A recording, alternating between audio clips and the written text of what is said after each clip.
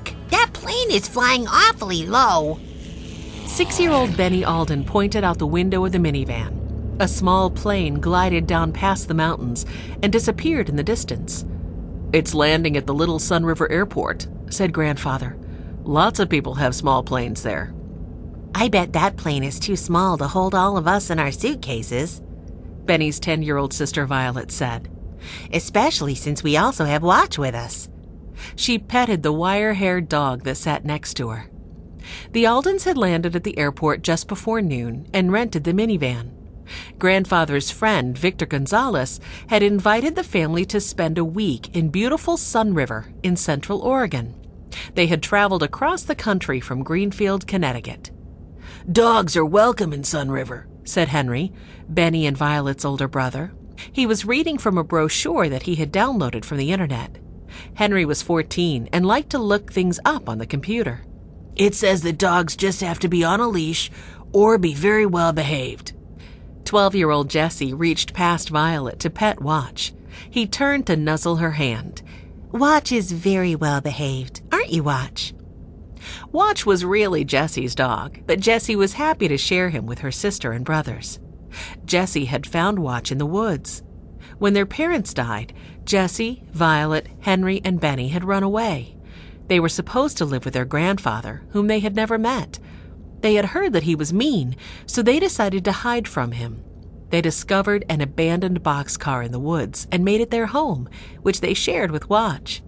Their grandfather found them, and they learned that he was not mean at all, but kind and loving. The Aldens became a family, and Grandfather moved them all to his home in Greenfield. The boxcar was set up in the yard so the children could play there any time they liked. "The brochure also says that we can see the foothills of the Cascades from here," said Henry. "We're surrounded by wooded hills, mountains, and lakes." Henry and the other children looked out the window at the scenery that surrounded them. "What's a foothill?" asked Benny. "It's a low hill at the base of a mountain or a mountain range," said Henry. "Well, they don't look like feet to me," said Benny. Violet and Jessie laughed. "I bet they're called foothills because they're fun to walk on," suggested Violet. "That could be, Violet," said Henry. "Foothills are easier to hike up than mountains."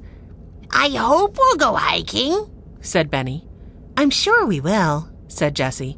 "Watch will make sure that we do." "Grandfather, you'll want to turn right at the next street," Henry said. "Mr. Gonzalez's house is just a few blocks away." "Did you Google it on your cell phone?" Grandfather asked. "Yes, I did," said Henry. The other children giggled. They knew that Henry loved high-tech devices. They passed a small village with shops and restaurants and turned right. "Are we there yet?" asked Benny. "I'm hungry. It must be past lunchtime." "We'll eat soon," promised Jessie. "We need to get our things put away first." Grandfather steered the minivan into a circular driveway and pulled up next to a large log cabin. A woman waved at them from the front door and walked to the van as everyone got out. She had dark, curly hair and a friendly face. "Greetings, Aldens," she said as she helped grab suitcases. "Oh, my goodness. Marianella, you have grown up," said Grandfather. "Children, this is Victor's daughter, Marianella." Mr. Alden introduced Henry, Jessie, Violet, and Benny. "We're pleased to meet you, Marianella," said Henry. The children all shook her hand. "We're pleased to have you stay with us," said Marianella. Watch sniffed at Marianella's hand and wagged his tail. "And this is Watch," said Benny.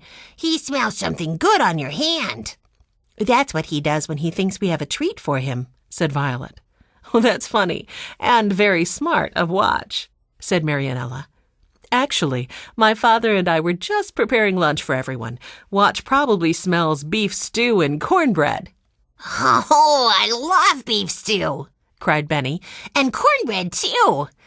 "You love all food," laughed Jessie. "I'll say hello to Victor," said Grandfather. He headed into the house.